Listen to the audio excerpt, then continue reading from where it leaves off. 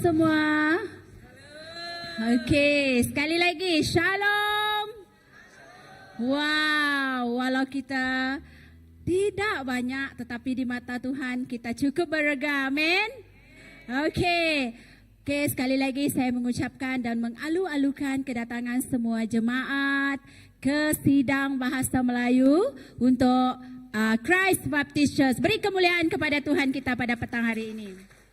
Baik, sebelum kita mulakan ibadah kita pada petang hari ini, saya bacakan firman Tuhan yang telah dikongsikan oleh senior pastor kita pada pagi tadi, iaitu Mazmur 139, 3 hingga 5, 10, 13 hingga 14. Saya bacakan untuk kita bersama.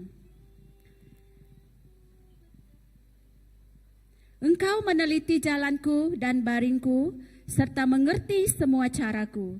Sebelum ada sepatah kata di lidahku, ya Tuhan, Engkau telah mengetahui seluruhnya. Engkau telah merangkulku di belakang dan di hadapan dan meletakkan tanganmu ke atasku. Ayat 10, di sana pun tanganmu akan memimpinku dan kananmu akan memegangku. 13 hingga 14, kerana Engkau telah membentuk bahagian-bahagian dalamku, Engkau melindungi aku di dalam rahim ibuku. Aku akan memujimu kerana aku dicipta dengan mengagumkan dan menakjubkan. Sungguh menakjubkan ciptaanmu dan ini amat diketahui oleh jiwaku. Tuhan telah bekerja dalam kehidupan setiap kepribadian kita dengan cara, dengan pelbagai yang kita tidak tahu bagaimana Tuhan bekerja, tetapi hanya satu perkara yang kita tahu, Tuhan kita itu menakjubkan.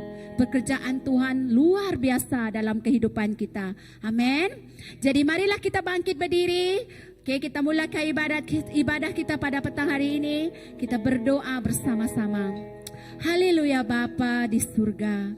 Terima kasih Bapa, kerana kami tahu kami mempunyai Engkau Tuhan. Tuhan yang luar biasa. Tuhan yang seringkali menakjubkan dan dalam kehidupan kami, dalam aspek kehidupan kami, Engkau bekerja luar biasa Bapa. Pada petang hari ini kami menyerahkan ibadah kami ke tangan-Mu. Dari mula hingga akhir kami mengalu-alukan Roh Kudus-Mu Tuhan. Oh, memenuhi gereja ini, memenuhi hati setiap kami yang datang hari ini Tuhan. Bukan kerana ini rutin kami Bapa, tetapi kami datang kerana pertemuan pribadi kami dengan-Mu Tuhan. Itulah kerinduan kami Bapa, supaya Tuhan Engkau bekerja, berbicara melalui pastor kami yang akan berkongsi firman-Mu Tuhan.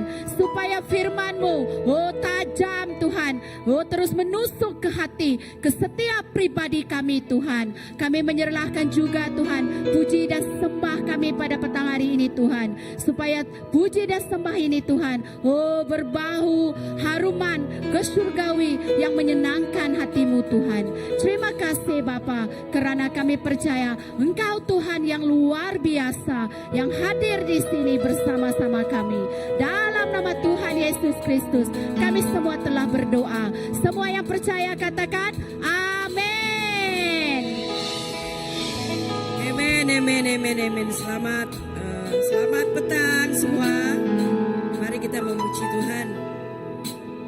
Haleluya. Jangan lelah bekerja di ladangnya Tuhan. Amin.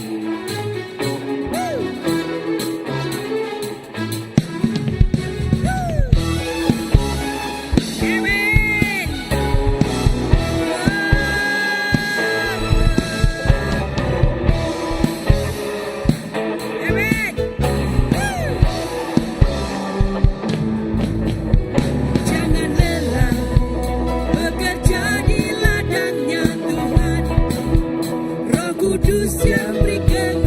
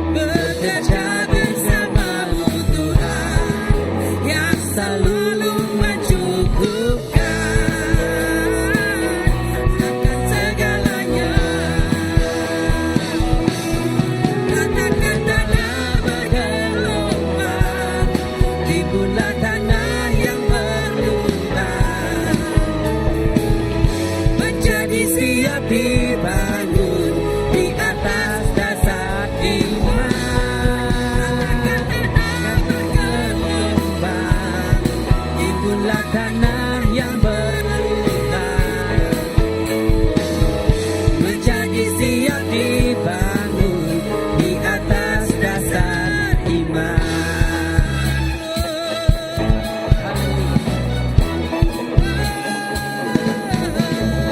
Jangan lelah Bekerja di ladangnya Tuhan, Roh Kudus yang beri kekuatan, yang mengajar dan menopang.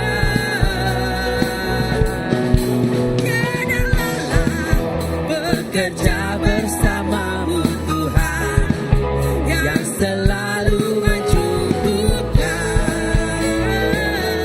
akan segalanya. Mari kita katakan nada bergelombang. tanah yang berluhur, menjadi siap dibangun di atas dasar iman. Katakan tanah yang berlubang, timbullah tanah yang berlubang, menjadi siap dibangun di atas dasar iman. Katakan nada bergelombang. Haleluya. Timbullah tanah yang berlubang, menjadi siap dibangun di atas dasar iman. Timbullah tanah yang Haleluya. Goyang-goyang bambu Tuhan. menjadi siap dibangun Menjadi siap di dibangun. atas dasar Siap iman. dibangun. Menjadi siap dibangun. Menjadi siap dibangun. Di atas dasar iman. Haleluya. Woo.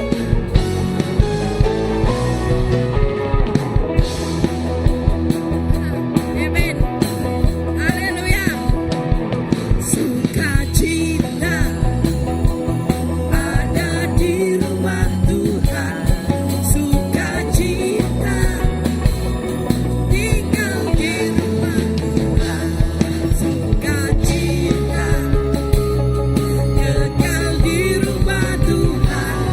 Kekal ada selama-lamanya. Sukacita, sukacita Ada di rumah Tuhan, sukacita tinggal di rumah Tuhan. Sukacita kekal di rumah Tuhan, kekal ada selama-lamanya. banyak rintangan, duka yang melanda, angin ribut dan badai, ku tabah mengharungi, karena ku tahu bahwa Yesuslah beriku selamanya. Amin. Sukacita ada di rumah Tuhan, sukacita tinggal di rumah Tuhan.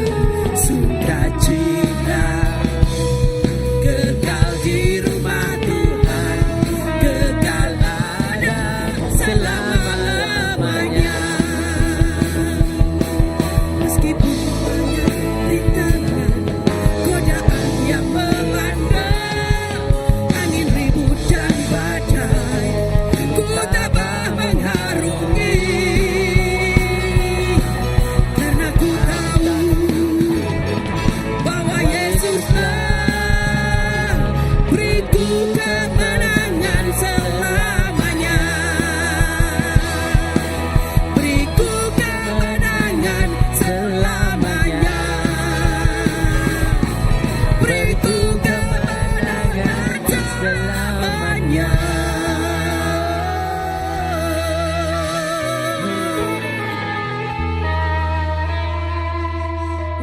beri kami kemenangan Tuhan.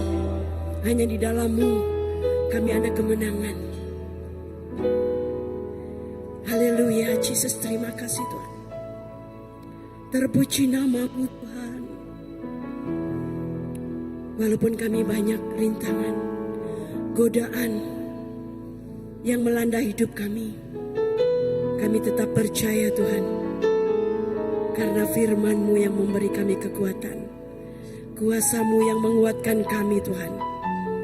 Haleluya. Untuk itu Tuhan,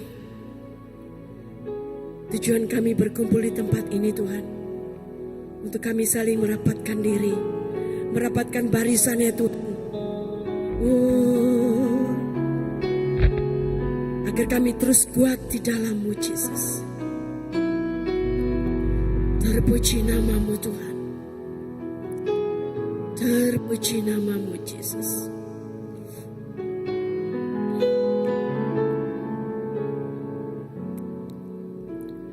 Kami berkumpul Tuhan di hadapan tahta-Mu.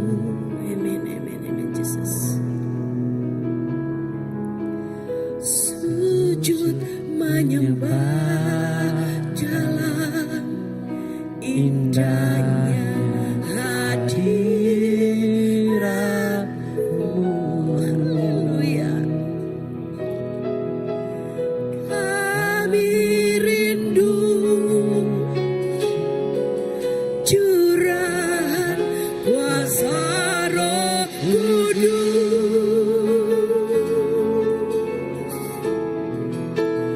dan api firman-Mu, jadikanku alat-Mu. Kami berkumpul Tuhan di hadapan tahta-Mu.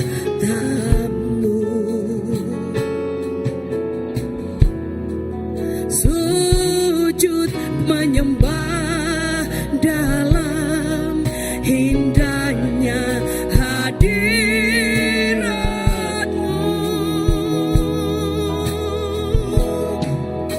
Kami rindu curahan kuasa Roh Kudus,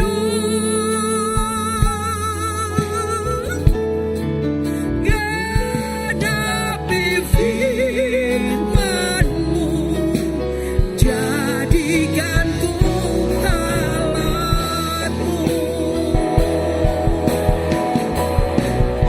Biar belas kasihan-Mu Bapa penuhi hati kami,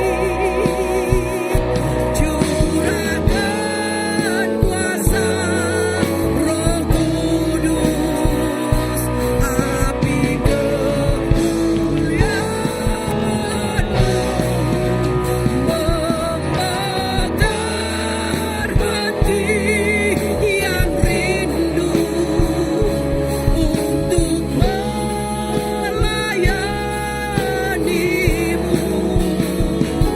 sampai seluruh negeri ini, sampai seluruh bumi ini dipenuhi api kemuliaan-Mu.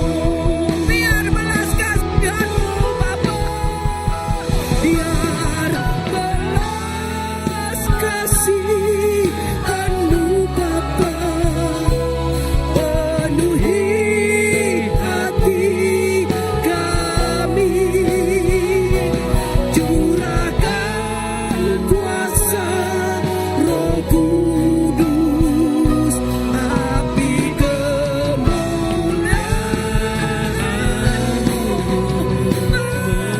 membakar hati yang rindu untuk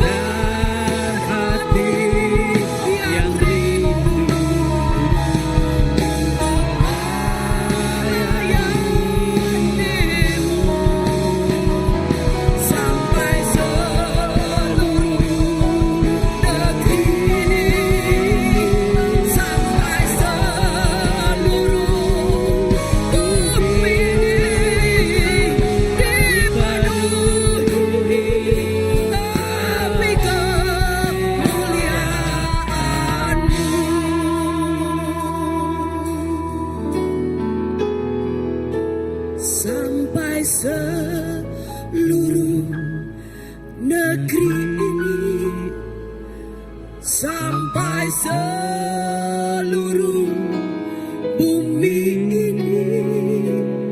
dipenuhi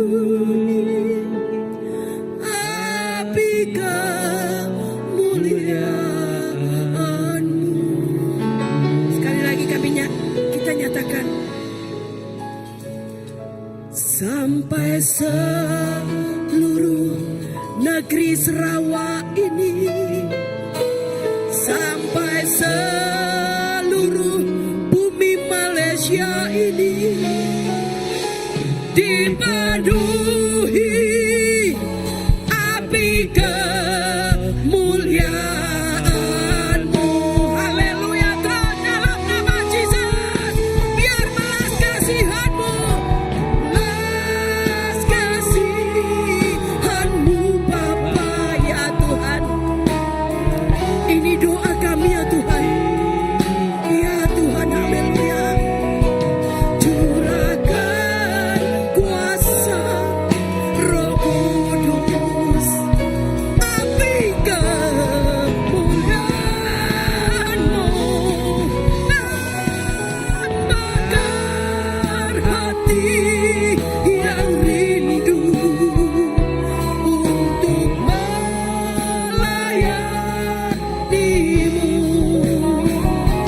sampai seluruh negeri Sarawak ini, sampai seluruh bumi Malaysia ini dipenuhi api kemuliaan-Mu. Haleluya, dipenuhi api kemuliaan-Mu.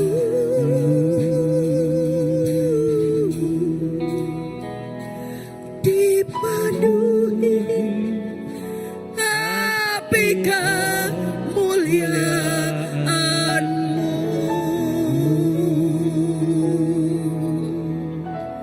Inilah doa kami Tuhan, biar api kemuliaan-Mu turun dari surga, membakar setiap jiwa, membakar setiap hati kami Tuhan, yang rindu untuk melayani-Mu Tuhan. Haleluya, haleluya. Kami menyambutnya Tuhan, bulan misi ini Tuhan, agar Kau terus memberi kami kekuatan, dan api Roh Kudus-Mu Tuhan membakar setiap jiwa kami di CBC ini Tuhan, untuk dapat menyatakan kemuliaan-Mu Tuhan. Oh, kemuliaan-Mu Jesus. Melingkupi kami.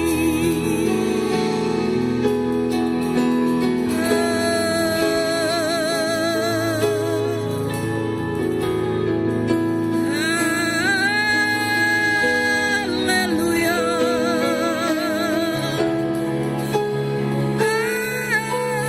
Haleluya.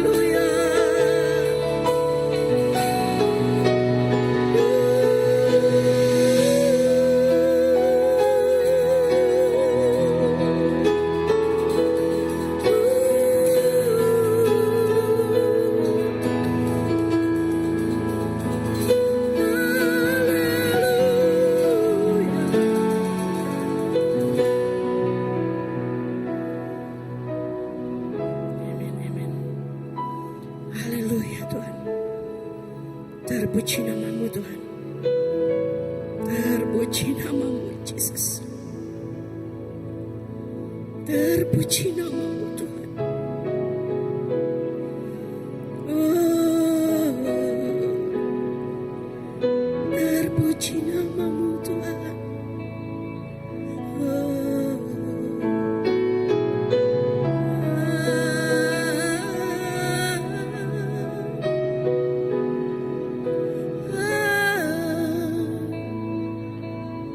Mari kita merasakan hadirat Tuhan. Biar hadirat Tuhan menenggelamkan jiwa kita. Kita haus akan hadirat-Mu. Tuhan berkata, siapa yang letih lesu dan beban berat, Dia akan memberimu kelegaan. Haleluya. Siapa yang letih, siapa yang lesu, datanglah kepada Yesus. Haleluya. Karena tiada satupun yang luput dari kasih-Nya. Kasih Yesus. Haleluya.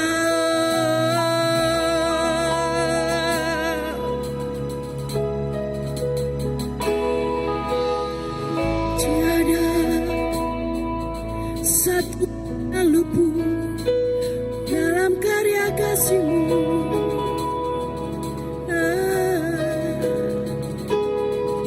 Tiada satupun yang luput. Haleluya.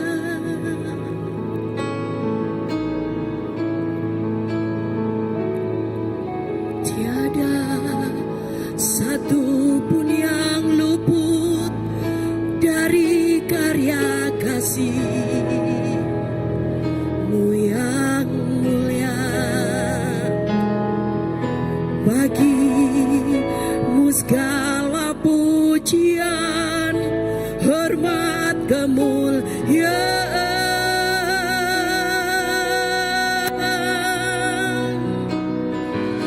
Engkau Tuhan ku tinggikan, yang bangkit dan menang, Yesus Kristus Tuhan.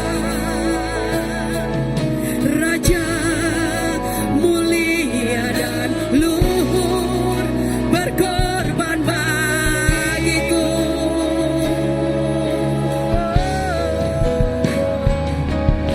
Maka jiwaku memuja, menyembah Sang Raja, Yesus Kristus Tuhan. Kekal sempurna kuasa-Mu, agunglah karya-Mu. Yesus Kristus Tuhan.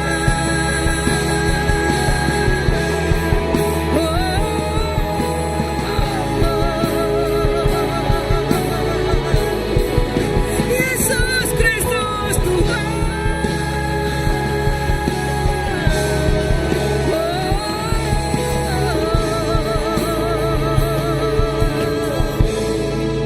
Yesus Kristus Tuhan.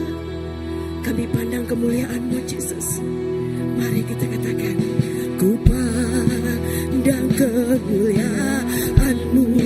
Oh, imam besar maha, Engkau imam besar maha agung. Kau pemilik hidupku, Tuhan. Yesus Kristus Tuhan. Kami sujud di hadapan-Mu, sujud di depan tahta-Mu, taklukkan seluruh hidupku. Haleluya.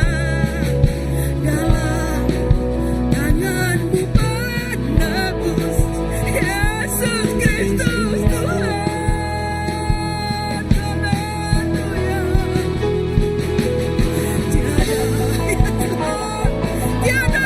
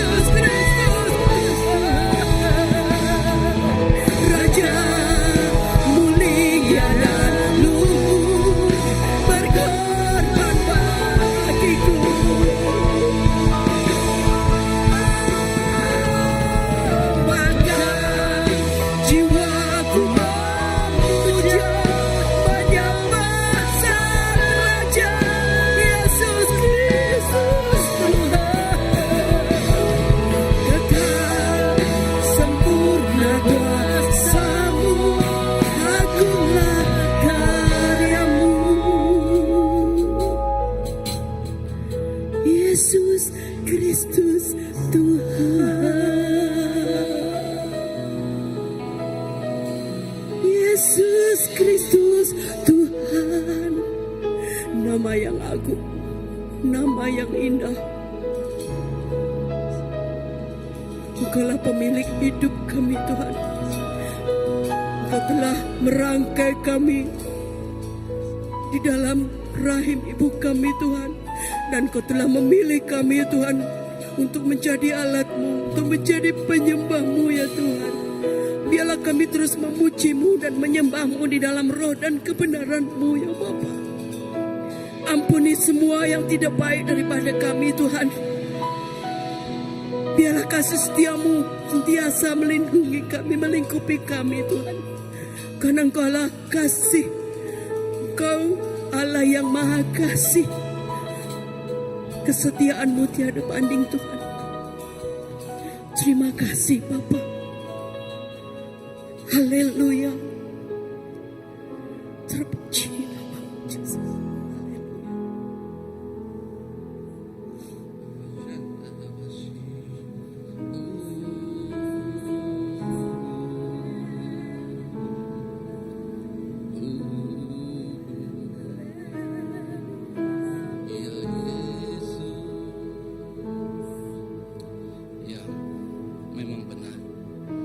Mari kita nyanyikan lagu ini semula.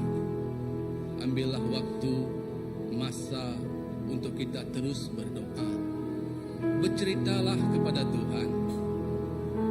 Beritahulah Tuhan Allahmu apa yang tersirat dan tersurat di hati dan hidupmu. Saya percaya pada petang hari ini Tuhan mampu. Ya, Tuhan mampu melakukan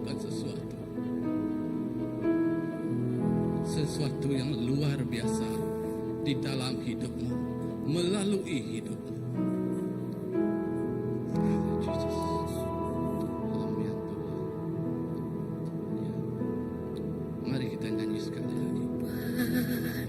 Dan kemuliaan-Mu, Imam besar maha agung. Kaulah pemilik hidupku, Yesus Kristus Tuhan.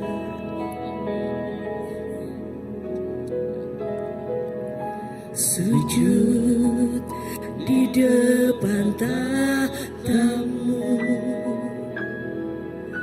taklukkan seluruh hidupku. Dalam tangan-Mu penebus, Yesus Kristus Tuhan.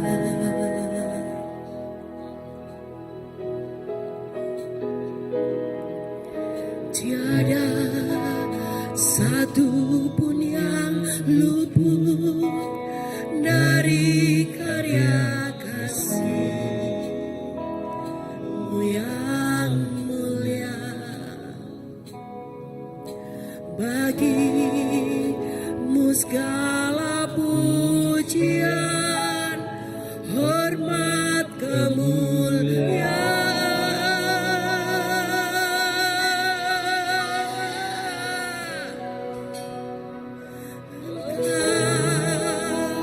Tuhan ku tinggikan, yang bangkit dan menang, Yesus Kristus Tuhan.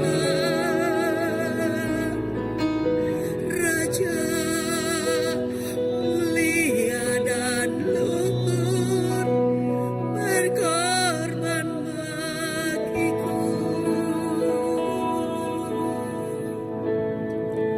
Selamatkan jiwaku.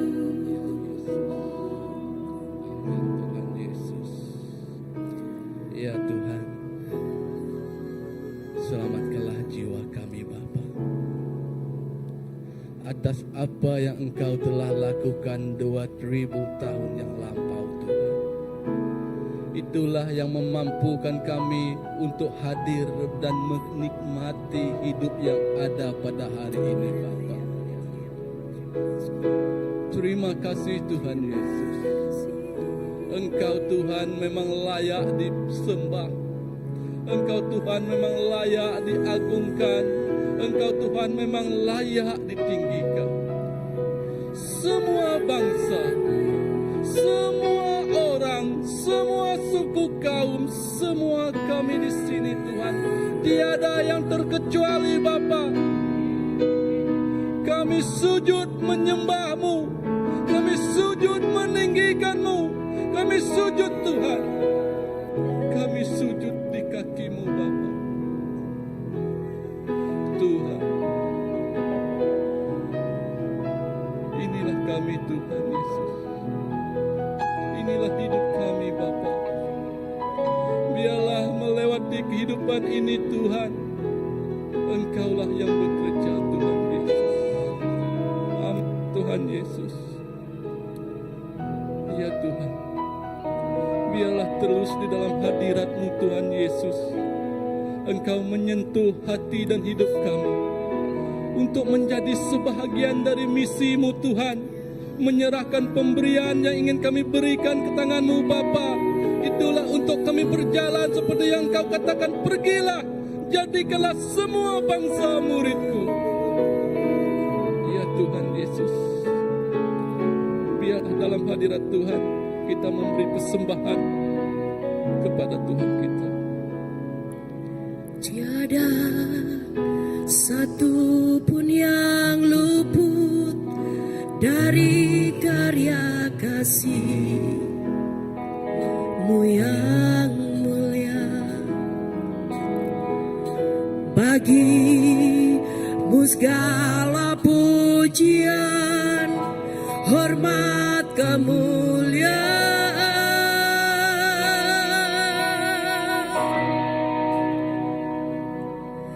Engkau Tuhan ku tinggikan, yang bangkit dan menang, Yesus Kristus Tuhan, Raja mulia dan luhur, berkorban bagiku. Maka jiwaku memuja, maka jiwaku memuja, menyembah Sang Raja, Yesus Kristus Tuhan. Kekal sempurna kuasa-Mu, agunglah karya-Mu. Yesus Kristus Tuhan. Iya Tuhan Yesus, terima kasih Tuhan. Sungguh agung karya-Mu Tuhan. Melalui hidup kami persembahkan ke tangan Engkau Bapa. Biar Engkaulah yang memandu arahnya Tuhan. Karena kehidupan kami bukan milik kami sendiri, tetapi milik-Mu Tuhan. Kami berterima kasih Tuhan atas tangan-tangan yang memberi persembahan mereka, jiwa mereka, apa cara sekalipun Tuhan Yesus. Pemberian yang ikhlas, pemberian yang hadir dari dalam lubuk hati kami Tuhan, untuk meninggikan nama-Mu, untuk memuliakan nama-Mu, untuk memberitakan Injil kepada semua bangsa Tuhan Yesus. Engkau berkati, Engkau urapi, Engkau Tuhan terus Tuhan bersama setiap jiwa-jiwa ini Tuhan Yesus. Terima kasih Tuhan untuk pemberian ini. Kami serah ke tangan Engkau. Di dalam nama anak-Mu Tuhan, Yesus Kristus Juru Selamat kami telah berdoa. Amin, amin. Oke, puji Tuhan. Ya, dijemput duduk.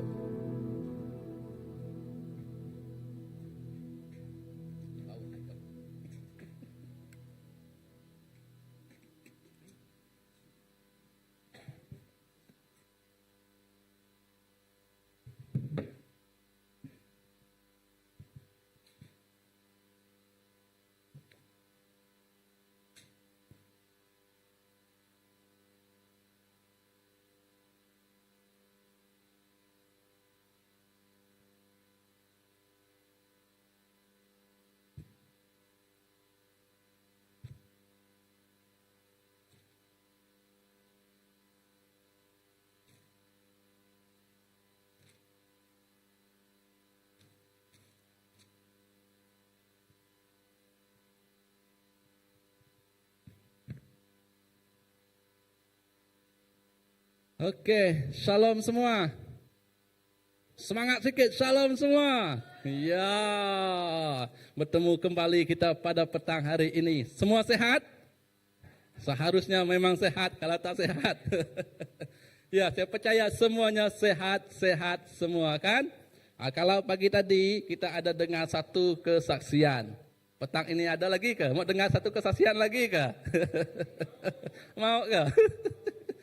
Oke, macam mana Tuhan empuna badan dia? Mau adakan satu kesaksian? Tapi yalah, kalau macam petang tadi kita juga pagi tadi kita juga ada dihidangkan dengan sebuah puisi. Tapi petang hari ini saya tak dapat nak hidangkan sebuah puisi. Saya tak pandai berpuisi. Mungkin adalah sedikit, tapi kita punya senior pastor memang hebat, boleh berpuisi. Cuma lagi mantap dia kalau ada diiringi dengan alunan musiknya. Jadi yang luar biasa itu bukan daripada kita, tapi daripada Tuhan. Amin. Iya, jadi minggu ini kita masih dalam apa? Dalam bulan misi.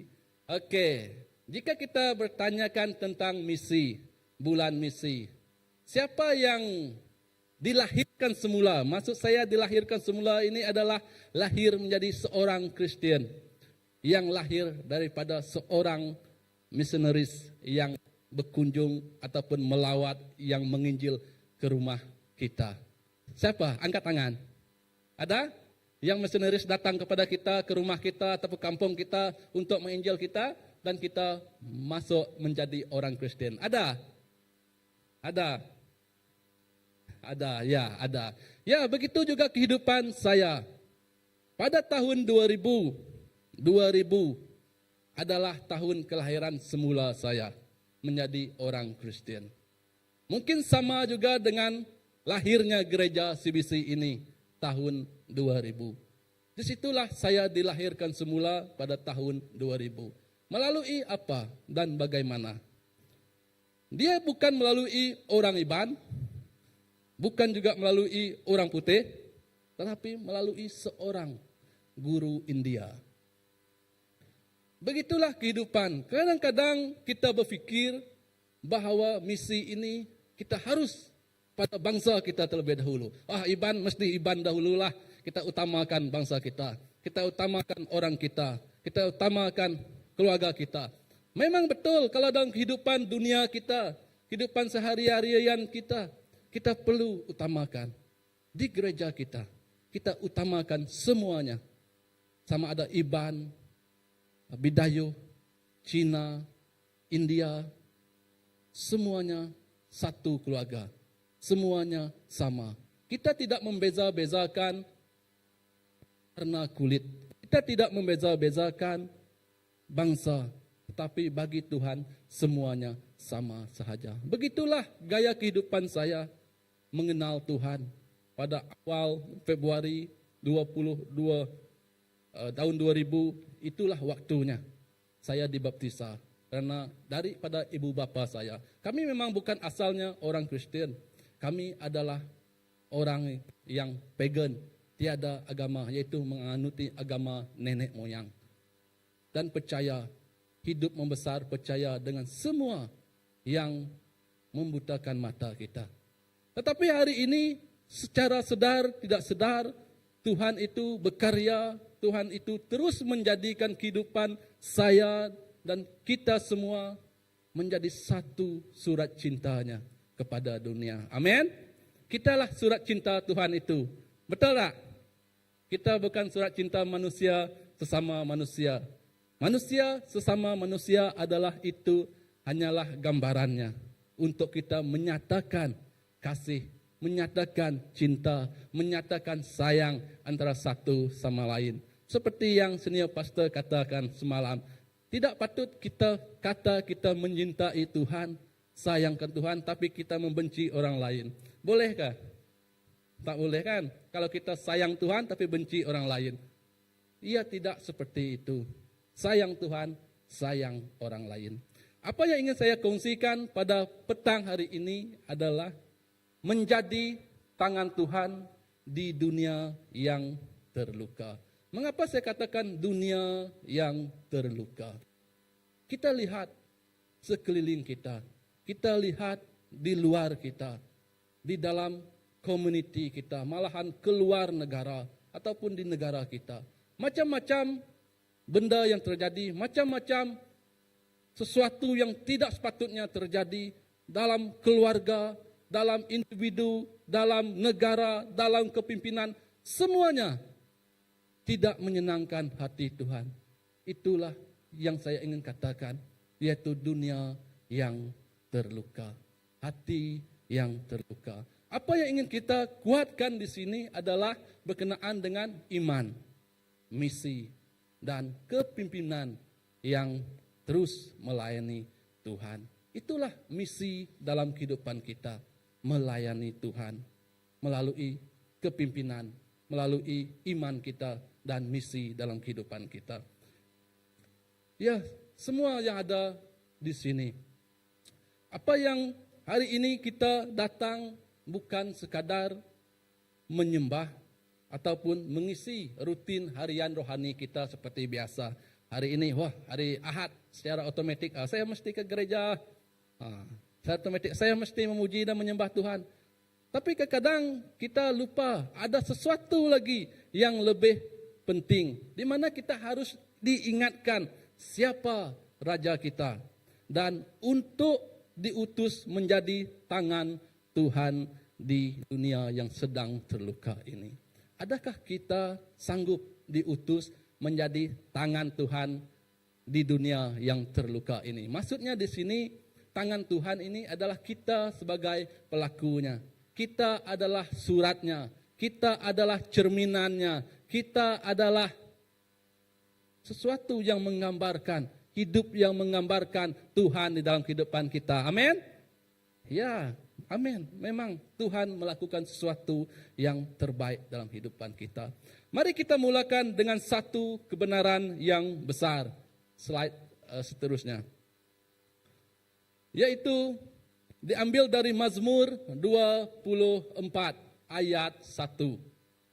Bumi ini milik Tuhan dan segala yang di dalamnya, dunia dan semua penghuninya. Bumi ini termasuk kita yang ada di dalamnya, semuanya milik Tuhan. Ini bermaksud dunia ini bukan milik kita. Bukan milik budaya kita. Bukan milik bangsa Iban. Bukan milik orang Cina. Bukan milik orang Bedayo. Bukan milik orang, siapa lagi? India, orang Jawa. Bukan milik siapa-siapa. Tetapi milik Tuhan. Bumi ini, dunia ini adalah milik Tuhan. Bukan juga milik sebuah kuasa politik ataupun sebuah sosioekonomi yang begitu besar, yang berkuasa di dunia ini. Ataupun bukan milik manusia. Segala-galanya adalah hak Tuhan sepenuhnya. Milik Tuhan sepenuhnya. Dialah pencipta yang memegang kendali atas sejarah dunia ini. Bumi ini. Musim kehidupan kita. Dalam kehidupan kita pelbagai musim kan? Kalau kita ada hujan, orang selalu kata,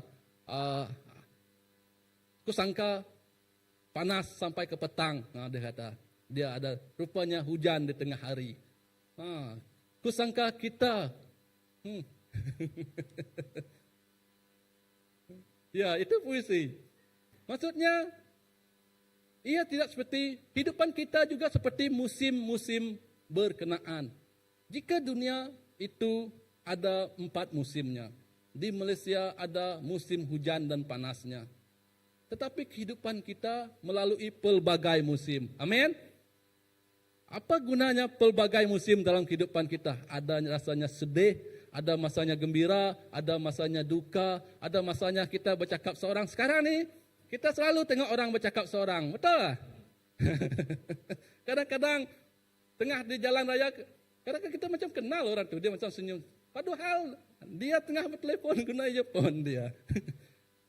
Jadi kita lihat, macam orang ni cakap seorang. Yang selalunya juga kita lihat ada orang yang boleh ketawa dan senyum sendiri.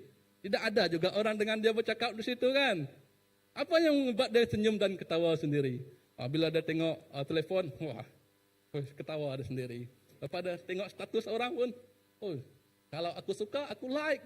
Kalau aku tak suka, aku dislike. Maksud dia, pelbagai ragam, pelbagai cara, pelbagai situasi yang mampu membuatkan kita menjadi musim kehidupan ini pelbagai-bagainya. Kadang sesuatu yang tidak lucu bagi kita, lucu bagi orang lain. Sesuatu yang sakit bagi kita, kebaikan bagi orang lain.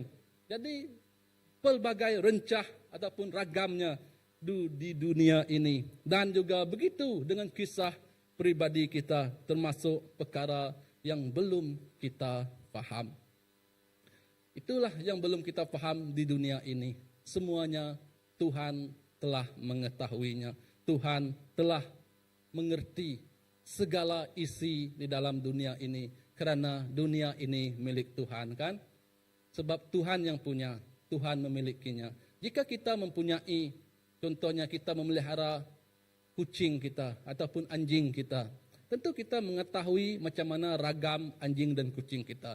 Dia tak suka makan ikan yang mentah lah. Dia suka ikan yang baru keluar dari kuali, panas-panas. Dia suka yang panas-panas. Dia tak suka yang sejuk. Macam itu. Kita lebih mengenal siapa, apa yang kita pelihara itu. Begitulah Tuhan mengenal semua yang ada di bumi ini termasuk kita. Malahan dia kata, dia boleh mengira berapa jumlah rambut kita semua. Kalau saya dia senang, dia kira tak banyak. Kalau yang banyak, macam mana dia nak kira? Jadi itulah, Tuhan lebih mengetahui segala-galanya. Okey, seterusnya.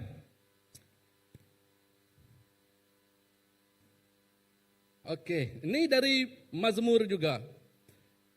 Siapakah yang boleh naik ke bukit Tuhan? Siapa yang boleh berdiri di tempat sucinya? Ini adalah pertanyaan.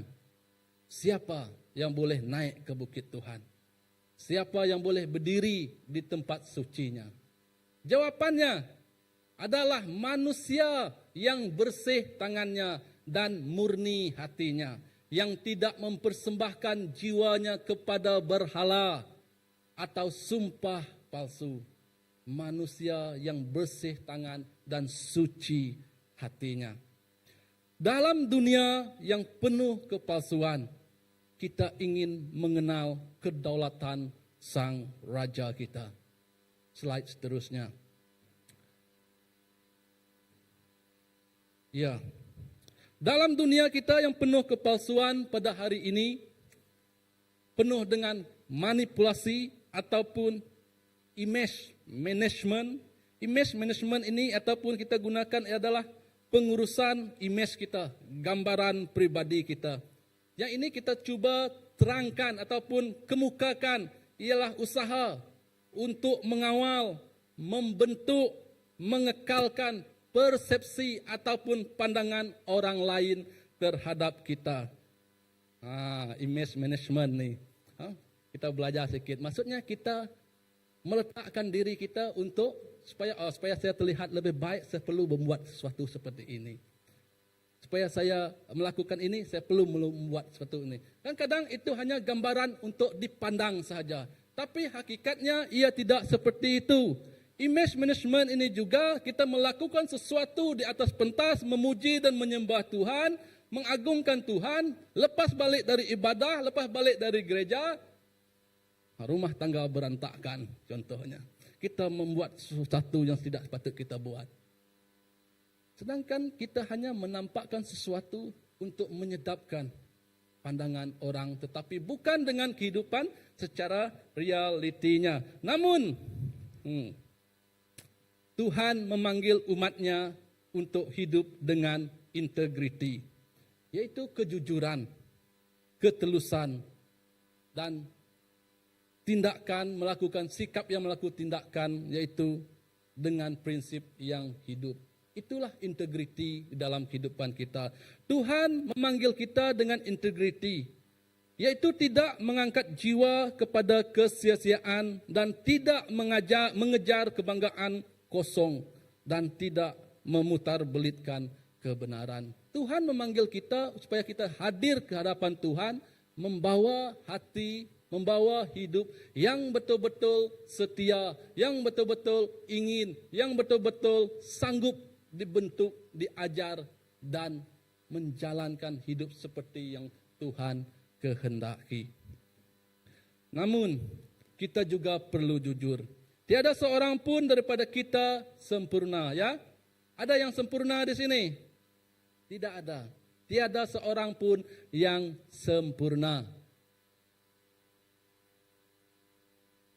Kalau standarnya tangan bersih dan hati murni, siapakah yang benar-benar layak? Persoalan dia. Tiada seorang yang sempurna, kan? Kalau standarnya tadi Tuhan kata, dia letakkan tangan yang bersih dan hati yang murni. Adakah yang layak kalau Tuhan letakkan seperti itu? Tidak. Apa yang Tuhan ingin katakan adalah jujur di hadapannya. Kita harus mengakui kesilapan kita, kita harus mengakui dosa kita, kita harus bertaubat dari perbuatan kita yang lampau dan menyerahkannya ke tangan Tuhan dan hidup dalam kehidupan baru, membawa dan hidup menjadi surat Tuhan untuk dilihat, dipandang dan dibaca oleh orang lain. Inilah Injil Kristus telah datang. Dia Raja kemuliaan yang sempurna. Dialah yang membuka jalan untuk kita. Maka sesiapa yang bersatu dengan Kristus, sesiapa yang bersatu dengan Kristus boleh menghampiri tahta kasih karunia dengan berani. Bukan kerana kita hebat, tetapi kerana Dia cukup. Maksudnya, Dia tiada kekurangan apa-apa. Itulah kedaulatan Sang Raja, Kristus Raja kemuliaan yang membuka jalan untuk kita. Kita diselamatkan untuk diutus menjadi tangan Tuhan. Amin. Kita diselamatkan untuk menjadi tangan Tuhan.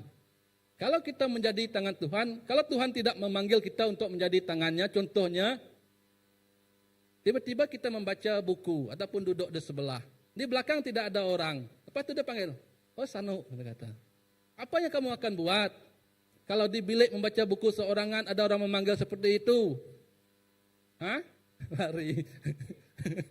Ya sama seperti Peter yang melihat Yesus yang berjalan di atas air. Apakah itu hantu ke itu? Adakah kita melihat Tuhan seperti itu? Kita berpikir Tuhan tidak mampu melakukan keajaiban yang terjadi. Sedangkan bila kita semakin dekat dan dekat kepada Tuhan, baru kita, Yesus, Tuhan. Karena kita telah melihatnya dengan nyata. Sebab itu Tuhan memerlukan semua kita, tiada yang terkecuali untuk menjadi tangannya. Jari jemarinya yang bertindak, melakukan sesuatu, yang berjalan, yang keluar, menyatakan sesuatu, menyampaikan sesuatu, mengajar sesuatu, mencipta, membentukkan sesuatu untuk dilihat, dipandang, didengar dan dinikmati oleh orang yang belum mengenalnya. Amin. Ya, itu yang Tuhan hendak dalam kehidupan kita. Maka kesimpulan untuk yang ini adalah kita berdiri hari ini sebagai umat yang diselamatkan untuk diutus. Kita bukan hanya masuk gereja, tetapi dipanggil menjadi tangan Tuhan di dunia yang terluka ini. Kita dipanggil menjadi tangan Tuhan di dunia yang terluka ini. Seterusnya, yang kedua adalah hati Tuhan bagi yang terhilang. Jika benar-benar memahami kedaulatan Tuhan, kita juga perlu memahami detak-detuk jantung Tuhan. Jika kita memahami kedaulatannya, Ia daulat di atas segala sesuatu, kita juga harus memahami detak-detuk jantung Tuhan. Apa yang Tuhan cintai, apa yang Tuhan cari dalam kehidupan kita. Satu jiwa sangat bernilai. Tuhan mencari dengan bersungguh-sungguh. Sukacita di surga apabila yang hilang dijumpai. Bayangkan seorang ibu bapa kehilangan anaknya di pusat membeli belah yang sesak. Macam mana reaksinya? Kita berjalan di supermarket, membawa anak kecil, lepas itu anak kita hilang. Adakah kita sempat, mana barangku tadi aku cari dulu, adakah? Tak ada. Kita akan tinggalkan semuanya, barang kita yang penting ataupun anak yang ada di situ pun, kamu tunggu sini dulu, jangan pergi mana, saya cari adik kamu. Ya, kita akan tinggal di situ, biar orang tengok dulu kita cari anak kita yang hilang itu. Itulah yang ibu bapa akan lakukan. Kenapa ibu bapa lakukan? Karena ia sayang akan anaknya. Karena ia betul-betul rasa perlu mencari anaknya. Maksudnya seolah-olah jantung dia tu seolah berhenti melihat apa yang terjadi dalam kehidupannya. Itulah kasih sayang seorang ibu ataupun bapa. Seperti yang berlaku baru-baru ini dalam keluarga saya sendiri dengan istri saya sendiri, di mana cousin saya, dia minggu lepas dia masuk ke hospital. Bila di check up, bermacam andaian yang doktor katakan. Tapi itu tak apa, sebab itu bahagian kerja mereka. Kita tidak pertikaikan itu kerja mereka, kerana tiada yang pasti dalam jika mereka belum ada keputusan untuk saringan tentang darahnya. Jadi untuk saat-saat terakhirnya ia sempat untuk menerima Tuhan Yesus di dalam kehidupannya. Walaupun 2-3 menit sebelum terlambat. Waktu kita ibadah Ahad pada minggu lepas, di mana senior pastor telah menghabiskan perkongsiannya untuk semua kita bangkit, istri saya bergegas ke belakang untuk mengiring cousin dia menerima Yesus dalam kehidupannya. Selepas menerima Yesus dalam kehidupannya, beberapa menit yang berlalu, ia terpaksa ditidurkan. Sampai ke hari ini. Bayangkan, jika kehidupan kita sedikit terlambat dari waktu itu, sebelum kita menerima Yesus masuk kehidupan kita, apakah kesalahan yang akan kita hadapi? Saya mengalami situasi ini sendiri dalam keluarga saya juga, yaitu abang saya. Kami ada 8 adik-beradik, saya yang kelima, abang saya yang keempat. Kami lelaki 6, nombor 1 sampai nombor 6 lelaki, yang bongsu perempuan. Lelaki semua, yang itulah senang keluarga lelaki semua. Kalau keluarga lelaki semua, semua urusan rumah semua, dapur semua tinggal ibu bapa pergi ke kebun, pergi ke rumah, lelaki lah ambil alih. Itulah cerita dia. Ya, bila abang saya yang keempat, waktu itu saya berada di retreat Lundu. Ialah bersama-sama dengan istri saya, sempena hari lahir dia. Waktu itu 30 hari lahir dia awal, tapi kami pergi 30 Oktober 2022 waktu itu. Di sana keesokan pagi dia, abang saya telefon. Dia kata, "Sano, kamu tahukah yang si ini sudah meninggal?" "Bila? Tak ada pun," dia kata. Dia meninggal kemalangan. Awal pagi tadi. Bila mengetahui perkara itu terjadi, begitu remuk rasa hati. Seolah terus air mata mengalir. Terduduk, tidak tahu apa yang hendak dikatakan. Dan saya berkata kepada istri saya, dengan air mata. Tidak tahu nak buat apa-apa lagi. Lepas tu abang kata, macam mana? Macam mana apa? Dia call saya. Nak beritahu mak dan bapak. Saya tak ada idea. Saya pun tak tahu, saya kata. Betul-betul tak tahu. Kerana saya tahu, kalau bapa saya dan ibu saya tahu, yang anak dia seorang pergi meninggalkannya dalam keadaan yang mengejutkan, sungguh remuk dan terluka dan sedihnya hati saya, hati dia. Lepas tu beritahu. Lepas beritahu, ya, kita uruskan macam mana keadaan semua sekalipun. Hingga ke hari ini, bapa saya belum lagi melawat ataupun menziarah pusara ataupun kubur arwah abang saya. Kerana hati dia tidak tertahan. Itu adalah proses dalam kehidupan kita untuk mengubati luka, menyembuhi memori-memori yang lalu dalam kehidupan kita. Supaya kita terus kuat untuk bangkit dan berdiri. Malahan berjalan terus ke hadapan. Itulah proses saya pada hari ini yang memampukan saya untuk hadir di depan ini. Kan? Syukur kepada Tuhan. Sekiranya abang saya masih ada. Hari ini saya tak lihat dan kamu tak lihat saya berada di hadapan ini. Itulah kehidupan. Kadang sesuatu yang terjadi itu bukan kita yang minta, tapi kadang Tuhan tentukan untuk membawa jiwa kita terus mendekat dengan Tuhan. Itu yang membuat saya hari ini mendekat dengan Tuhan. Kerana saya percaya, waktu meninggalnya abang saya mimpi dia katakan, dalam kehidupan kita terlalu lalai dengan dunia. Dengan kehidupan dunia. Dengan berkatnya yang berkelimpahan. Dengan mujizatnya yang terjadi. Sehingga kita lupa siapa tangan yang memberinya. Kita menerima sesuatu sehingga terlupa dari mana datangnya pemberian itu.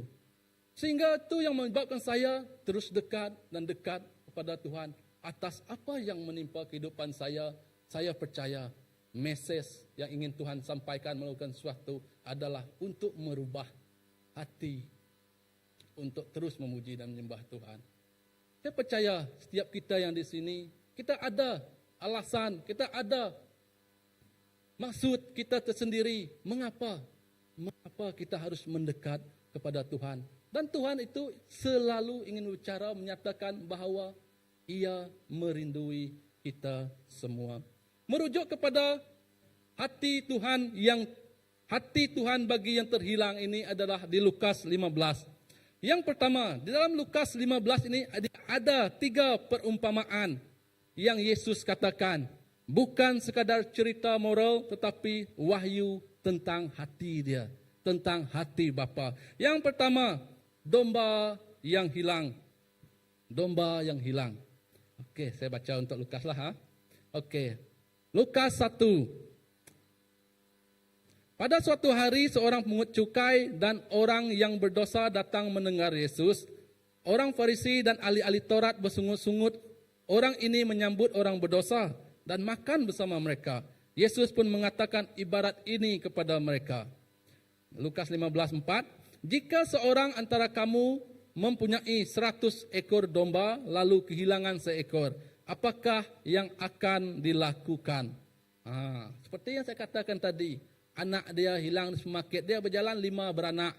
Hilang seorang di supermarket, yang 4 dia tinggal, yang seorang dia cari. Betul ke kalau macam tu? Ya, dia akan tinggal. Tapi sekarang ni lain. Saya tengok di supermarket ada anak dia nakal, dia ada rantai dengan tali-tali. Rantai, dia ikat ini. Ini manusia. Adakah itu satu penyelesaian untuk kita memperlakukan? Bagi saya tak berapa setuju lah memperlakukan anak-anak seperti itu. Biarlah kita pimpin tangannya, bukan kita pegang ikatnya seolah seperti kita membawa, maafkan saya lah, seolah pergi kita membawa anjing peliharaan kita ikat dia berjalan. Maafkan saya tidak berkata, tapi hakikatnya saya tidak saya tidak boleh. Saya melihat kata isteri, Tegamak dia buat anak dia macam tu. Saya kata ke isteri saya, apakah salahnya kita pegang tangan anak kita? Itu menunjukkan keintiman bapa bersama dengan anak dia. Bukan dengan mengikat dia dengan tali. Saya tak suka sebenarnya. Karena itu, entahlah. Itu bagi saya lah. Tak tahu bagi mereka yang melakukan. Maafkan saya lah untuk yang itu. Jadi, berbalik kepada domba yang hilang tadi. Tuhan, gembala itu meninggalkan 99 ekor dan mencari seekor. Ini menegaskan bahawa satu jiwa sungguh bernilai. Dan kedua, tiada harga terlalu mahal untuk menyelamatkan yang hilang. Tiada harga terlalu mahal untuk menyelamatkan yang hilang. Maksudnya, tiada nilai untuk orang yang terhilang itu.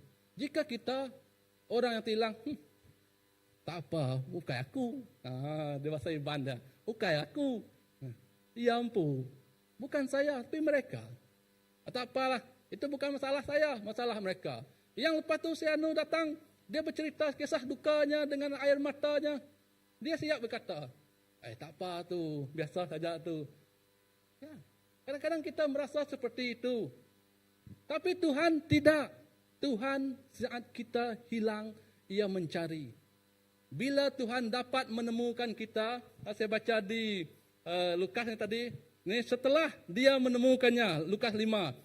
Saya tersenyum sendiri dengar tadi, dia memikul domba itu di atas bahunya. Memikul domba itu di atas bahunya. Lalu berkata, bergembiralah kerana aku telah menemukan domba yang hilang ini. Ini yang saya katakan tadi, kalau kita di dunia ini, domba yang hilang, kita letak di bahu, contohnya bawa ke rumah, tak apa lagi, aku sayatkan lagi. Bukan, tolong sembelih tu. Kita mau sembelih. Nanti kamu rasa, kita sembelih, kamu jadi masak kari punya. Seolah-olah makin kita jatuh, makin kita ditekan. Makin kita ditekan. Itu adalah konsep yang dunia ini lakukan. Makin kita merasa kita terhimpit, semakin itu kita dihimpit menjadi roti canai. Maksud dia, tambah susu. Sedap nih. Jadi kehidupan macam itu. Ia bukan kehidupan yang dirojak kita. Tuhan tidak memperlakukan kita seperti itu. Tetapi dengan sorak-sorai, bergembira mereka menemukan domba yang hilang itu. Dan Yesus berkata kepadamu, bahawa begitu jugalah kegembiraan di surga. Kerana seorang yang berdosa bertaubat lebih daripada kegembiraan atas 99 orang yang benar dan tidak perlu bertobat. Bukan maksudnya ia menyisihkan 99. Tidak. Kerana 99 orang itu adalah orang yang tidak perlu bertobat. Kenapa tak perlu bertobat? Sebab dia memang telah di dalam hadirat Tuhan. Ia memang telah bertobat dari awal dan percaya kepada Tuhan, mengikut dia punya gembala.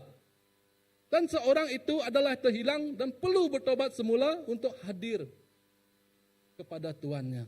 Baru Tuhan boleh menjaga dan membentuknya dan mengusap ataupun trim dia punya bulu-bulunya supaya hilang segala yang tidak baik di bulu-bulu domba berkenaan.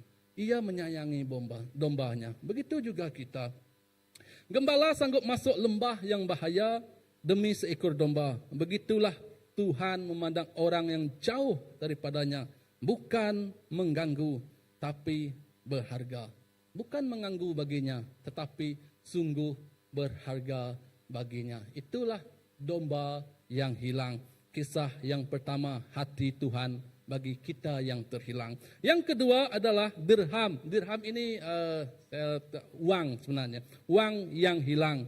Wang yang hilang ini di Lukas 15 ayat 8 hingga 10. Ini adalah menceritakan seorang wanita ini ada menyalakan pelitanya, menyapu rumahnya, mencari dengan teliti. Duit dia hilang. 1 daripada 10. Maksud dia, contoh dia, saya baca. Seandainya seorang perempuan yang mempunyai 10 keping wang perak kehilangan sekeping. 10 hilang 1. Maksud dia tinggal 9. Okey, apakah yang akan dilakukannya? Dia akan memasang pelita, lalu menyapu rumahnya dan mencari dengan cermat sehingga dia menemukan kembali. Setelah itu dia memanggil sahabatnya dengan jiran tetangganya dan berkata, "Bergembiralah dengan aku kerana aku telah menemukan sekeping wang yang hilang itu. Aku berkata kepadamu bahawa malaikat-malaikat Allah bergembira kerana seorang yang berdosa telah bertobat." Ini juga untuk mencerminkannya. Mencari duitnya, uangnya yang hilang satu keping. Ia sanggup memasang pelita, menyapu. Maksud dia berusaha. Maksud dia bergerak. Dia membuat sesuatu untuk mencari yang hilang. Dia tidak berkata seharusnya dia duduk saja. Tidak. Dia melakukan sesuatu. Maksud dia iman dia dilakukan dengan perbuatannya. Itulah yang akan membuahkan hasil supaya ia menemukan itu. Itu yang Tuhan lakukan kepada kehidupan kita.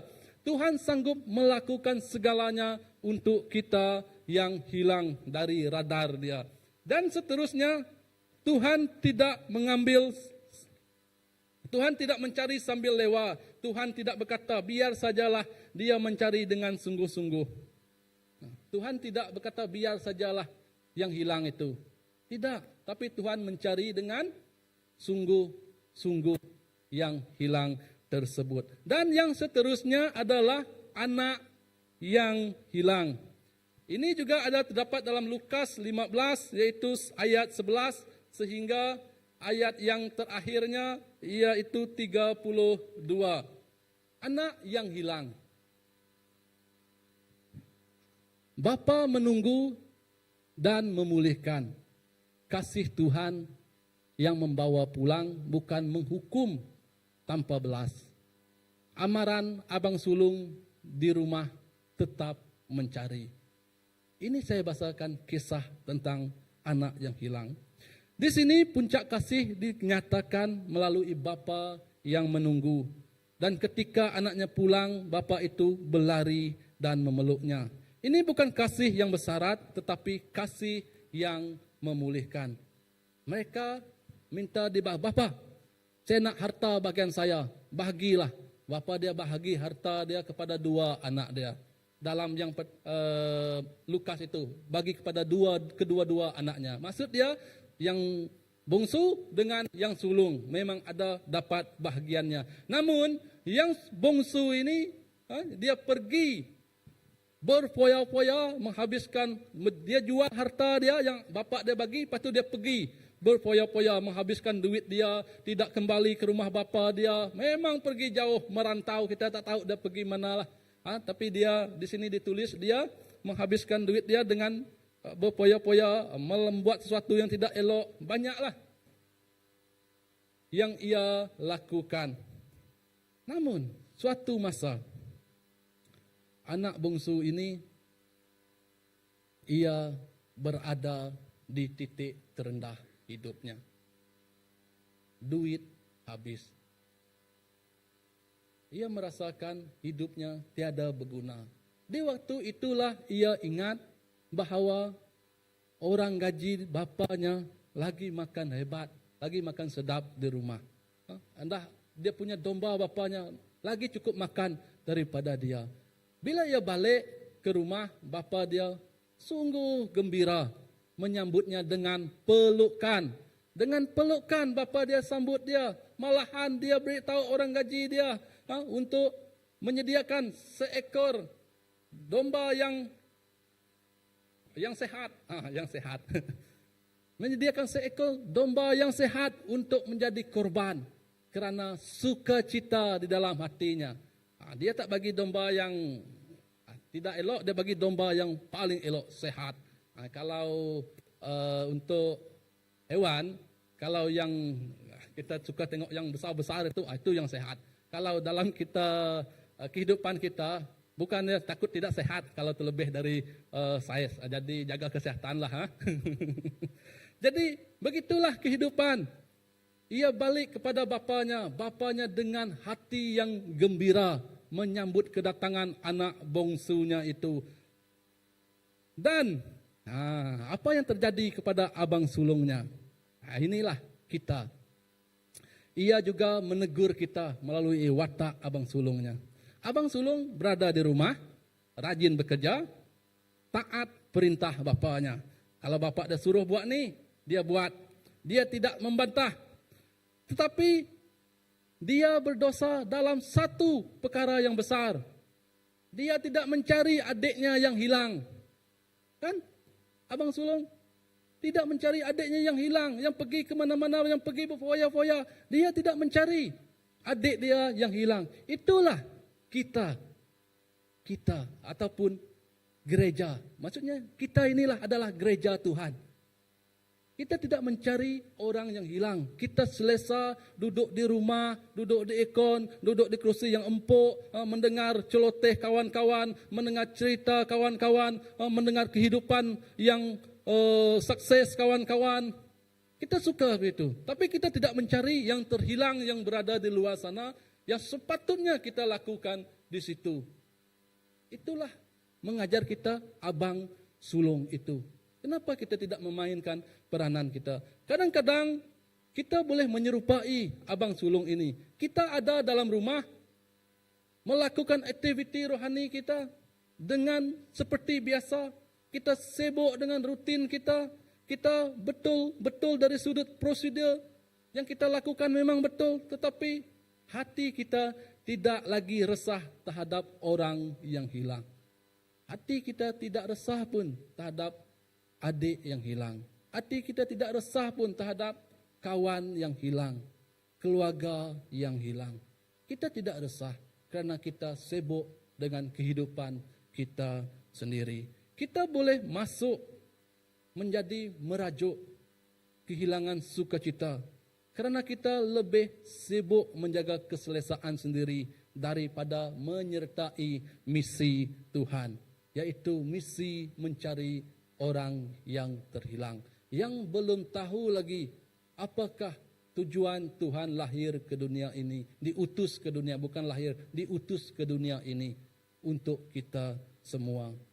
Jadi, apabila ada orang jatuh dalam keputusasaan, kita tidak patut sekadar bertengkar tentang gaya, keedah ataupun pendekatan. Tetapi kita perlu bertindak kerana jiwa sedang hilang, keluarga sedang retak, generasi sedang terlukai. Maksudnya kita perlu bertindak, bukan memikirkan tentang strategi, cara apa semua. Kita perlu bertindak keluar, melakukan sesuatu untuk keluarga kita, untuk generasi kita, untuk muda-mudi kita, untuk anak-anak kita. Kita perlu melakukan sesuatu. Itulah misi dalam kehidupan kita supaya semuanya mengenal Tuhan dengan luar biasa. Seterusnya, gereja milik Allah. Di sini kita perlu betulkan cara kita berfikir. Misi bukan program gereja, tetapi sebaliknya gereja adalah milik misi Allah. Kadang-kadang orang berkata, oh, misi inilah program kita. Oh, tiap-tiap tahun memang ada program misi ini. Program misi ini kenapa tidak lewat untuk dengan orang Iban rumah panjang saja, pergi jauh-jauh, pergi Tawau lah, pergi mau pergi Perth lah, Australia nanti, cadangan saja medan harap Tuhan buka jalan. Ya, pergi ke Vietnam lah, pergi ke Thailand lah. Ni mungkin mau pergi ke Pontianak. Tu yang pakai baju batik Indonesia ni. Tu misi jugalah. Kadang kita sibuk untuk seperti itu.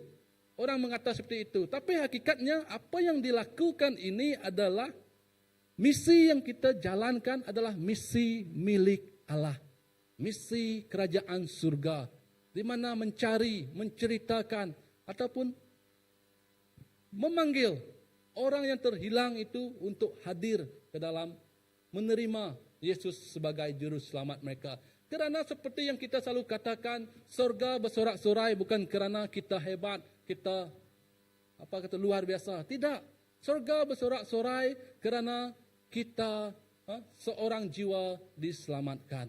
Itulah yang tujuan kita mencari, menginjil dan pergi ke semua tempat yang Tuhan sediakan dalam kehidupan kita.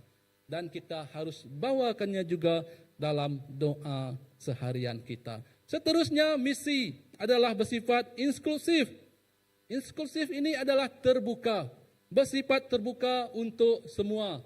Dan multi etniknya kepelbagaian kaumnya terbuka untuk semua. Ia bukan untuk satu bangsa seperti yang dikatakan tadi, bukan untuk saya seorang, bukan untuk anda semua, tapi untuk semua kita.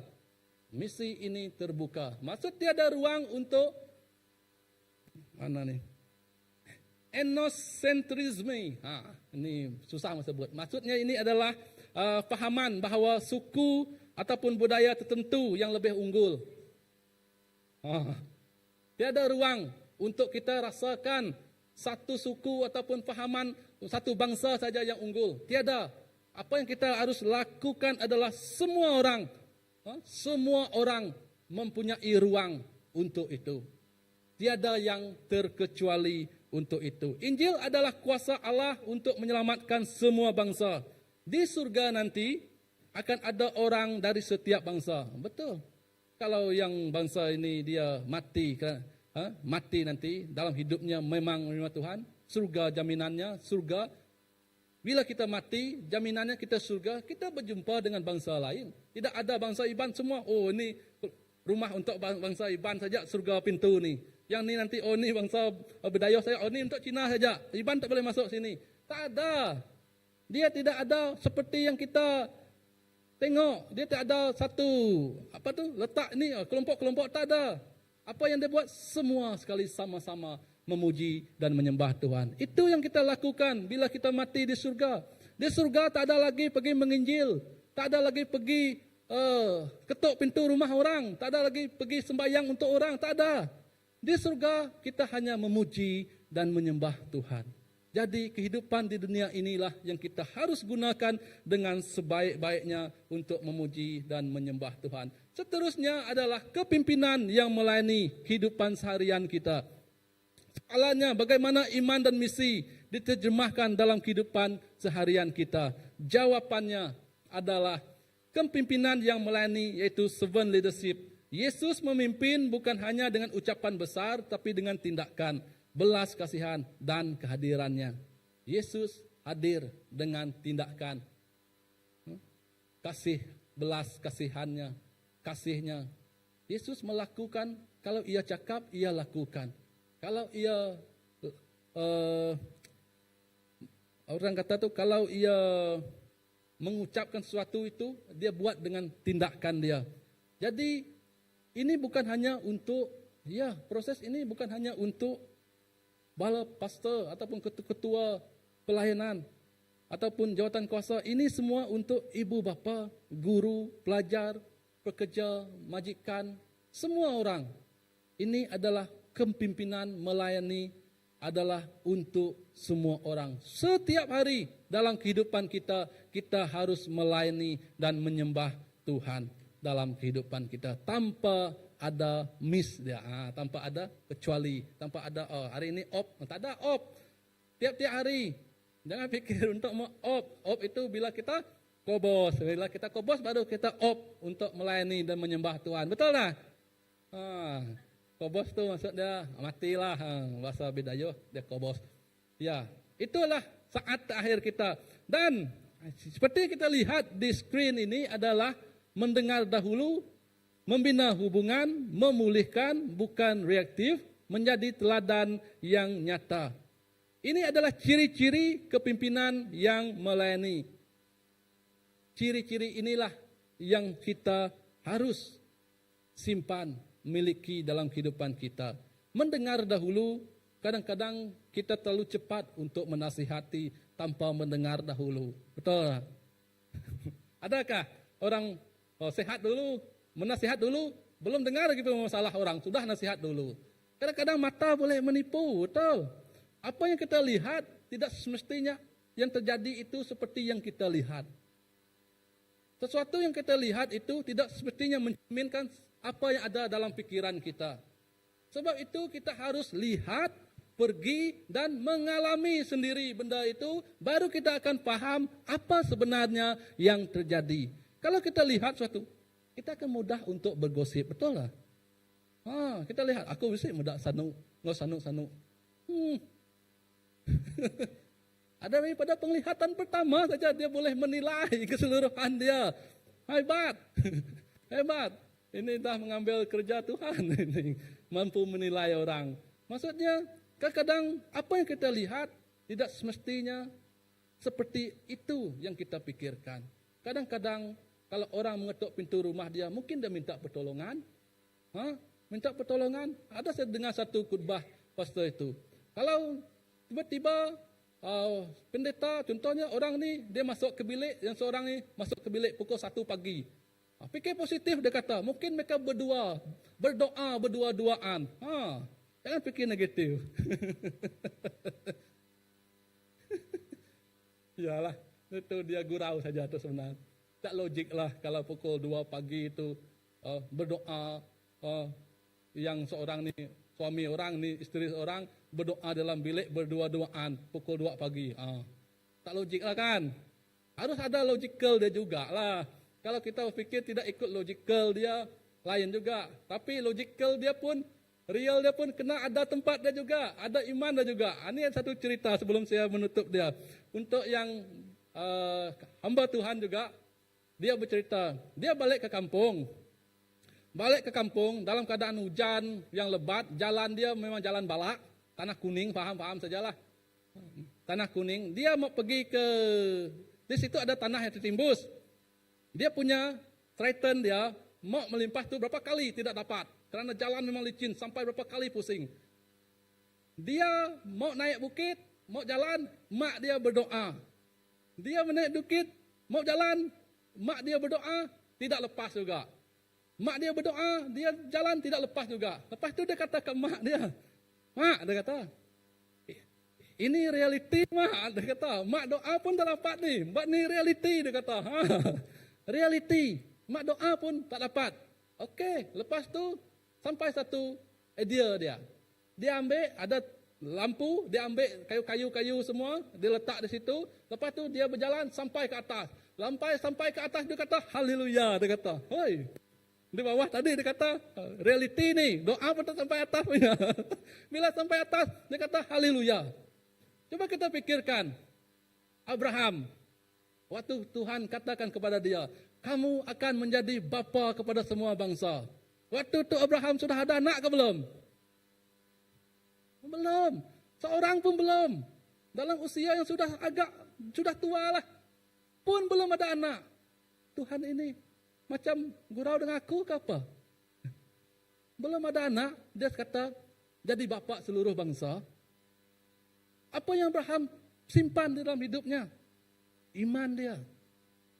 Sesuatu yang Tuhan lakukan, realiti dia, bagi kita tak dapat. Memang realiti dia sangat itu. Tapi bagi Tuhan dia lebih dari itu. Kenapa? Kerana dia Tuhan yang menciptakan segala sesuatu. Dia Tuhan yang mempunyai segala sesuatu. Dia boleh melakukan. Itulah yang kita katakan miracle. Keajaiban Tuhan. Sesuatu yang kita tidak boleh lakukan, itulah yang Tuhan boleh lakukan dalam kehidupan kita. Daripada apa? Iman kita kepada Tuhan Yesus. Yang terakhirnya, yaitu janganlah hanyut. Saudara-saudari semua, kita hidup di bawah naungan kerajaan yang tidak tergoncang. Seperti yang kita lihat di dalam Ibrani 2 ayat 12-28. Oleh sebab itu, kita menerima sebuah kerajaan yang tidak dapat digoncang. Biarpun kita mendapat kasih karunia, kerana dengannya kita tidak dapat beribadah kepada Allah, kerana Allah secara yang diredainya dengan penuh hormat dan takut akan Dia. Dunia boleh bergoncang, ekonomi, kesihatan, keluarga, masa depan, tetapi kerajaan Tuhan tetap teguh. Kerajaan Tuhan tetap teguh. Kerajaan Tuhan tidak akan tergoncangkan. Sebab itu Tuhan kata, janganlah takut ataupun khawatir. Seperti yang kita lihat, orang Mesir, orang Israel di tanah, di padang pasir. Mereka tiada makanan. Tuhan turunkan mana dari atas. Bila Tuhan turunkan mana dari atas, sikap tamak manusia terus bermaharajalela. Dia mengambil yang lebih dan simpan. Apa yang terjadi keesokan harinya? Mana berkenaan berbau dan berulat. Kerana mereka terlampau pikirkan untuk esok, takut aku tak ada makanan. Sedangkan mereka tidak tahu bahawa Tuhan turunkan setiap hari dalam kehidupan mereka mujizat demi mujizat makanan, mencukupkan mereka. Tidak terkurang apapun di dalam kehidupan mereka. Sebab itu firman ini mengingatkan dalam Ibrani 2:1, kita mesti memberikan perhatian yang lebih bersungguh-sungguh kepada apa yang kita dengar supaya kita jangan hanyut. Supaya kita oleh itu kita harus memberikan perhatian yang lebih kepada segala yang telah kita dengar, takut kita hanyut kelak. Supaya kita tidak hanyut. Hanyut ini bahaya. Banyak istilah hanyut ini. Orang tidak hanyut kerana sengaja mau sesat. Biasanya hanyut kerana terlalu sibuk, terlalu selesa, terlalu letih, terlalu biasa dengan rohani sampai hilang rasanya. Itu yang menyebabkan kita hanyut. Hanyut di dalam kehidupan kita sendiri. Hanyut di dalam bayang-bayang kita sendiri. Hanyut di dalam pekerjaan kita sendiri. Hingga kita tidak pedulikan apa yang berlaku di luar. Kita tidak pedulikan masalah orang di luar. Kerana kita lebih mementingkan kehidupan kita sendiri. Yang pertama tadi kita katakan, hidupku untuk Tuhan. Maka aku bukan untuk aku lagi, tapi untuk Tuhan. Sekiranya untuk Tuhan, yang urus kendalikan kehidupan kita adalah Tuhan, bukan kita lagi. Tetapi jika kita tengok situasi ini, kita hanyut, kita yang cuba mengurus kendalikan kehidupan kita sendiri. Kita tidak letakkan segalanya kepada Tuhan. Hari ini, Tuhan memanggil kita kembali kepada dua arah pandangan. Ya, Tuhan hendak kita kembali kepada dua arah pandangan. Yang pertama adalah pandangan ke atas. Melihat ke atas. Kenapa kita perlu melihat ke atas? Coba kita lihat ke atas. Semua pandangan kita sama semua kan? Siling dia, api dia, semua sama. Tidak ada yang berlainan. Kalau kita pergi keluar, langit yang kita lihat semuanya semua sama. Tetapi coba kita lihat di sekeliling kita. Kiri, kanan, depan, belakang. Adakah sama? Adakah apa yang kita lihat di sebelah ini, kita boleh lihat yang di belakang kita? Tak ada. Kita tidak dapat lihat semuanya. Sedarlah bahwa misi Allah yang sedang berlaku di sekeliling kita. Ya, di sekeliling kita harus sedar tentang misi Tuhan yang berlaku di sekeliling kita. Jika kita student, kita ada kawan-kawan yang harus dibawa untuk mengenal Tuhan. Kita bekerja, kita ada rakan sekerja yang harus kita bawa untuk mengenal Tuhan. Jika kita ada teman yang harus kita selamatkan untuk mengetahui Injil tentang Tuhan. Jika kita ada keluarga yang belum mengenal Tuhan, berdoalah. Waktu Tuhan pasti terjadi. Waktu tiada jalan, Tuhan pasti membuka jalan. Tuhan mahu gerejanya menjadi tangan yang menyembuhkan.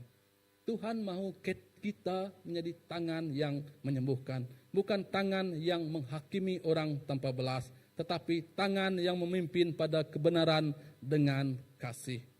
Ya, mari kita bangkit berdiri bersama.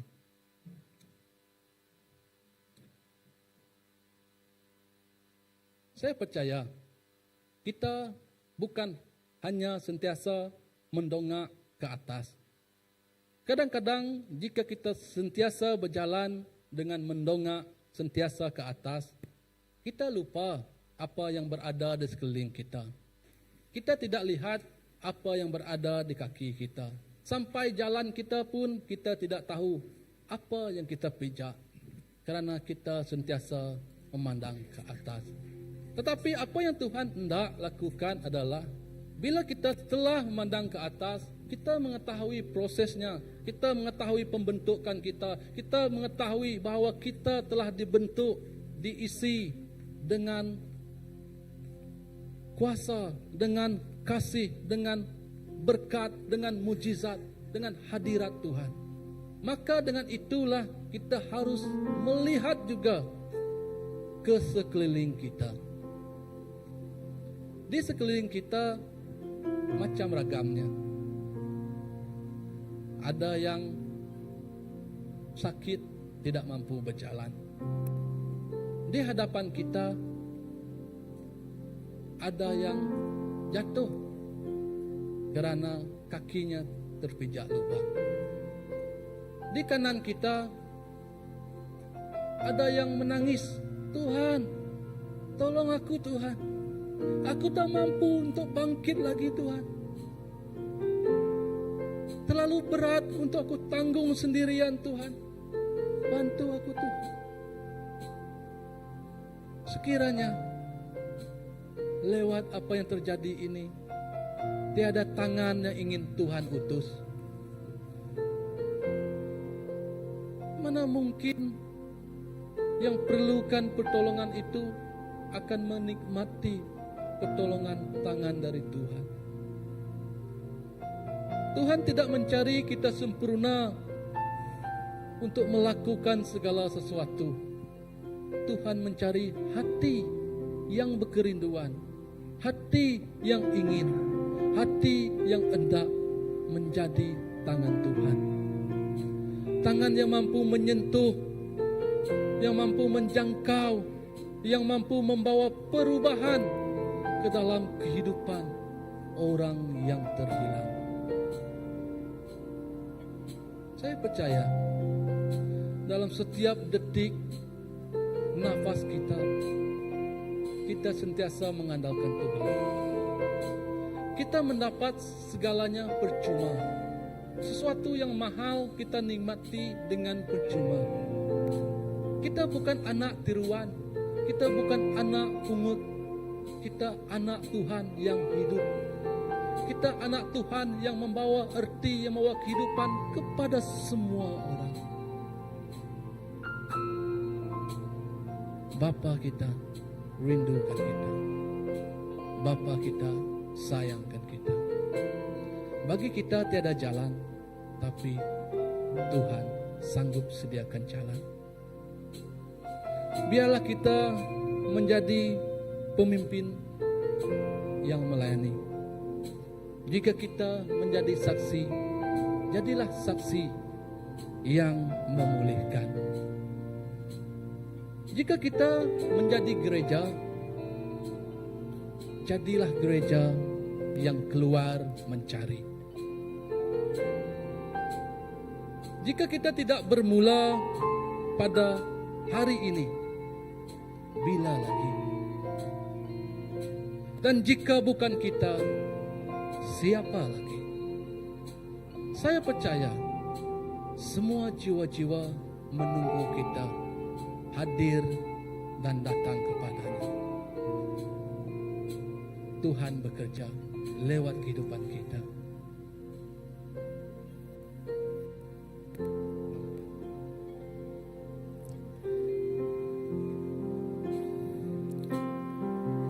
Pakailah aku Tuhan seturut kehendak-Mu.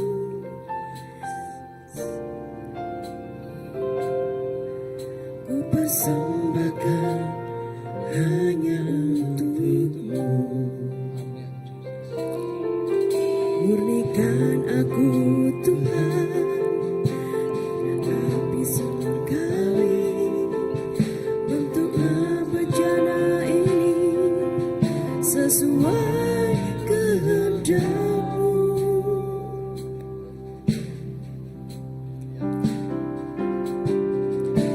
Lebih dari emas, lebih dari permata, Kau buatku berharga di mata-Mu, Yesus. Agung dan mulia panggilan surgawi, menjadi terang kasih-Mu Tuhan.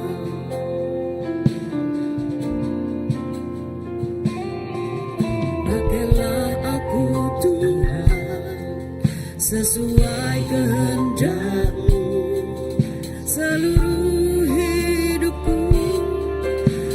persembahkan hanya untukmu.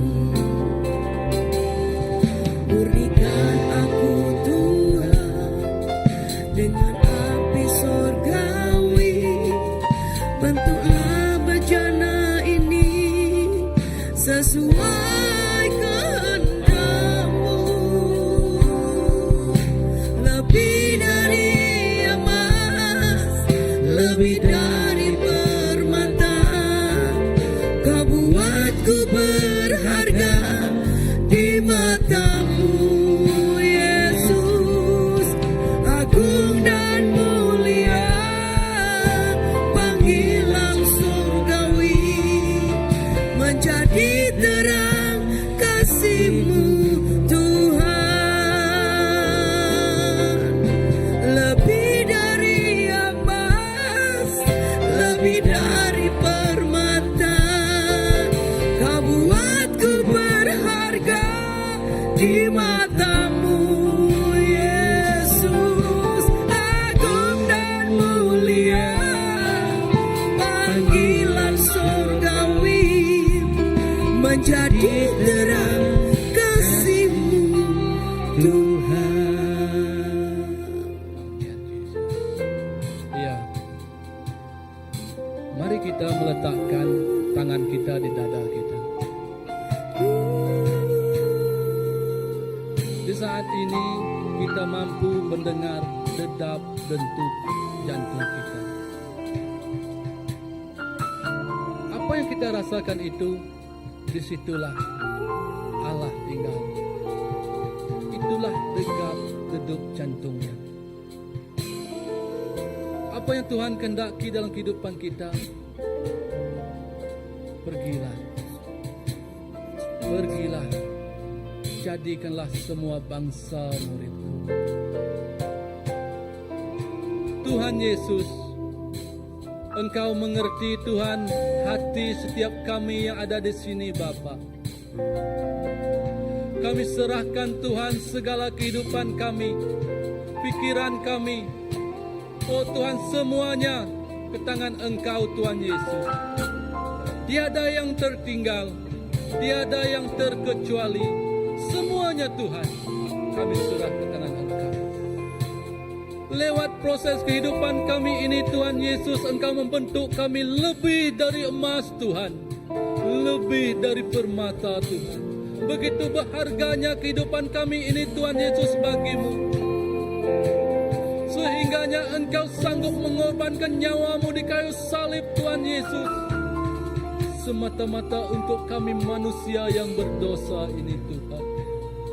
Kami tidak layak menerima semua ini Bapa, tetapi kerana kasih-Mu Tuhan, kasih karunia-Mu Tuhan, yang melebihi, yang melampaui segala sesuatu Tuhan Yesus, itulah yang memampukan kami hadir dan menikmati hidup pada hari ini Tuhan.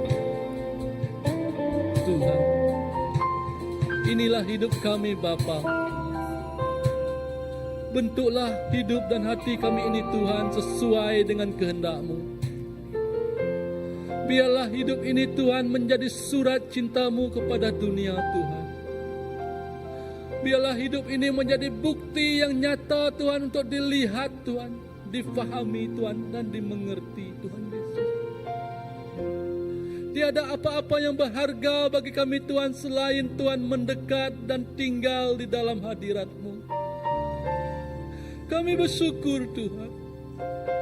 Kami menyembah Tuhan yang hidup, Tuhan yang tidak pernah jauh, Tuhan yang tidak pernah tidur. Itu yang membuat kami mampu berjalan dan terus berjalan Tuhan, dengan lebih jauh Tuhan Yesus. Tuhan Yesus, hari ini Tuhan, kami semua sepakat Tuhan, seandainya Tuhan ada ikatan tali di perahu kami yang mampu menghalang kami untuk datang ke seberang Tuhan, hari ini Tuhan Yesus, Engkau memutuskan segala ikatan itu Tuhan. Engkau membuka setiap tali-tali itu Tuhan. Engkau membuka setiap rantai-rantai itu Tuhan, yang menghalang kami untuk datang ke seberang Tuhan Yesus. Petang hari ini Tuhan, kami penuh dengan sukacita, kami penuh dengan sorak-sorai untuk kebaikan-Mu kepada semua bangsa dan dunia ini, Tuhan Yesus. Inilah misi dalam kehidupan kami, Bapa. Bukan hanya untuk bangsa kami, Tuhan. Bukan hanya untuk keluarga kami, Tuhan. Bukan hanya untuk saudara mara kami, Tuhan. Tapi semuanya, Tuhan Yesus. Untuk semuanya, Tuhan Yesus. Ya Tuhan, terima kasih Tuhan. Kami percaya Tuhan, kami tidak berjalan sendirian. Terima kasih Yesus. Kepadamu Tuhan Yesus, kami telah berdoa. Amin, amin. Tuhan Yesus memberkati semua. Oke, dijemput dulu.